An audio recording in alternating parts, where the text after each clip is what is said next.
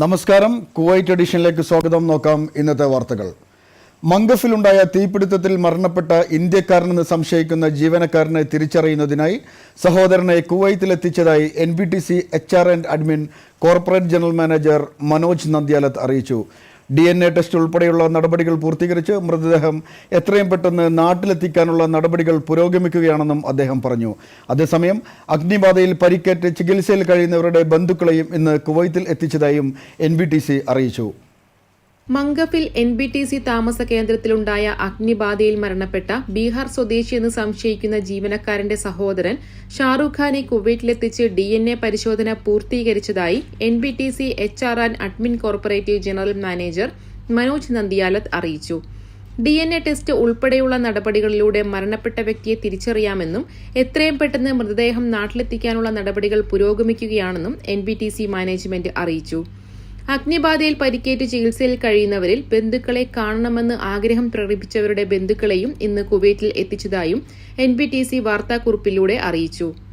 അഗ്നിബാധയിൽ പരിക്കേറ്റ് ചികിത്സയിൽ കഴിയുന്ന ജീവനക്കാരുടെ ബന്ധുക്കളിൽ 5 പേരാണ് ഞായറാഴ്ച കുവൈറ്റിൽ എത്തിയത്. കൂടാതെ 4 പേർ കൂടി ബുധനാഴ്ചയോടെ കുവൈറ്റിലെത്തും. ആദ്യഘട്ടമെന്ന നിലയിൽ ബന്ധുക്കളെ കാണണമെന്ന് ആഗ്രഹം പ്രകടിപ്പിച്ച പരിക്കേറ്റ ജീവനക്കാരുടെ ബന്ധുക്കളെയാണ് NBTC മാനേജ്മെന്റ് കുവൈറ്റിലെത്തിച്ചത്. ഇവർക്കുള്ള സന്ദർശക വിസ, കുവൈറ്റിലേക്കും തിരിച്ചുമുള്ള വിമാന ടിക്കറ്റ്, ഭക്ഷണ താമസ സൗകര്യം, യാത്ര ചെയ്യാനുള്ള വാഹനം തുടങ്ങിയ സൗകര്യങ്ങളും NBTC ഒരുക്കിയിട്ടുണ്ട്. നിലവിൽ തീവ്രപരിചരണ വിഭാഗത്തിൽ ചികിത്സയിൽ കഴിയുന്ന 3 ജീവനക്കാരുൾപ്പെടെ 7 ജീവനക്കാരാണ് ആശുപത്രിയിൽ ചികിത്സയിലുള്ളത്. News desk VIBGYOR. കുവൈത്തിൽ സ്വകാര്യ പാർപ്പിട കേന്ദ്രങ്ങളിലെ ബേസ്മെന്റുകൾ വെയർഹൌസുകളാക്കി മാറ്റുന്നവർക്കെതിരെ കർശന നടപടികളുണ്ടാകുമെന്ന് മുനിസിപ്പാലിറ്റി അധികൃതർ മുന്നറിയിപ്പ് നൽകി. വാണിജ്യ കേന്ദ്രങ്ങളിൽ ഉൾപ്പെടെയുള്ള അനധികൃത ബേസ്മെന്റുകൾ ഒഴിപ്പിച്ചുവരുന്ന സാഹചര്യത്തിൽ സ്വകാര്യ പാർപ്പിട കേന്ദ്രങ്ങളിലെ ബേസ്മെന്റുകൾ വാടകയ്ക്ക് നൽകുന്നവർക്ക് മുനിസിപ്പാലിറ്റി അധികൃതർ കർശന മുന്നറിയിപ്പ് നൽകി.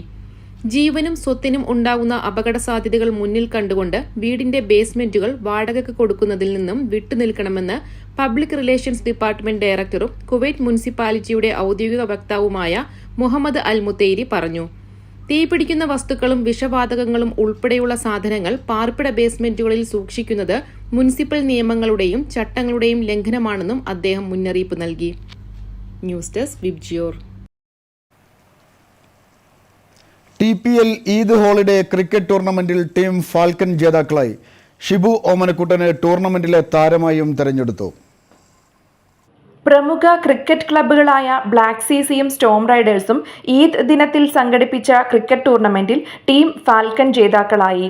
വാശിയേറിയ ഫൈനൽ മത്സരത്തിൽ 8 വിക്കറ്റിന് ടീം സ്നൈപ്പർ 11 പരാജയപ്പെടുത്തിയാണ് ടീം ഫാൽക്കൺ ജേതാക്കളായത്. മികച്ച ഓൾറൗണ്ട് പ്രകടനത്തിന് ഷിബു ഓമനക്കുട്ടനെ ഫൈനലിലെ താരമായും ടൂർണമെന്റിലെ മികച്ച ബൌളറായി ഉമ്മർ മട്ടുവായലിനെയും ബാറ്റ്സ്മാനായി എമി ഖാനെയും തെരഞ്ഞെടുത്തു. ടീം ഫാൽക്കണിലെ ജയസൂര്യയാണ് ടൂർണമെന്റിലെ താരം.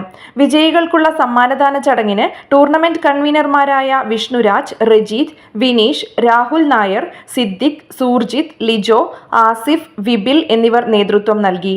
TPL സീസൺ 3 ജൂൺ മാസം അവസാന ആഴ്ചയിൽ ആരംഭിക്കുമെന്ന് സംഘാടക സമിതി അധ്യക്ഷൻ അരിഞ്ചിര സമീർ അറിയിച്ചു. News desk VIBGYOR.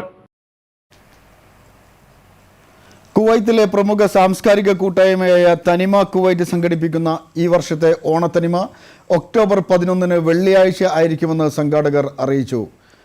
പരിപാടിയോടനുബന്ധിച്ച് നടക്കുന്ന വടംവലി മത്സരത്തിനുള്ള രജിസ്ട്രേഷൻ ആരംഭിച്ചതായും സംഘാടകർ അറിയിച്ചു. കുവൈറ്റിലെ മലയാളികളുടെ കലാകായിക ഉത്സവമായ ഓണത്തനിമ 2024 ഒക്ടോബർ മാസം 11 തീയതി വെള്ളിയാഴ്ച അബ്ബാസിയയിലെ ഇന്ത്യൻ സെൻട്രൽ സ്കൂളിൽ വെച്ച് നടത്തുമെന്ന് തനിമ ഭാരവാഹികൾ അറിയിച്ചു.